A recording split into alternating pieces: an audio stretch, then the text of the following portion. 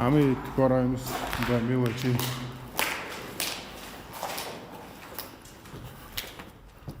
Oldu dışlandık yerler izleyip hazır жүрüyoruz. Oldu каждый метр, каждый километр.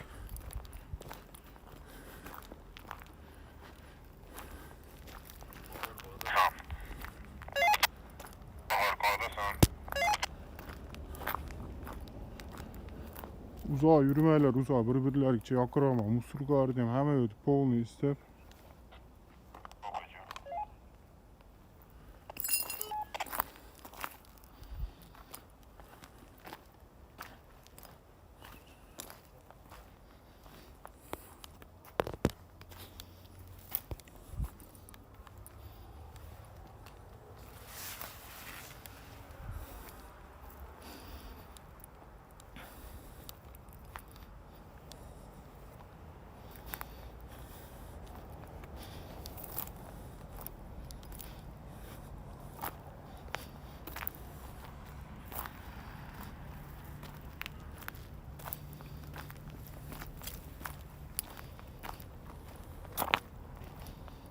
Yani kovalar var eken bitti.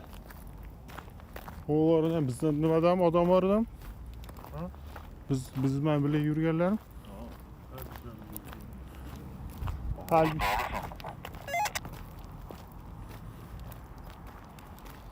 kap ketmeler.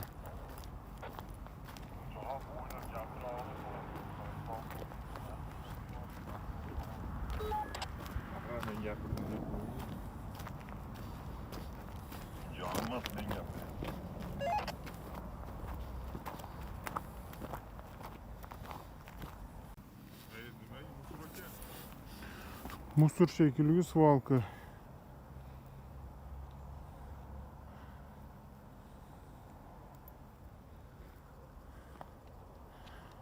Paket eken eski. İşte işleme yok daha olsa. İnşallah dirgin topşuya. Kulağımız.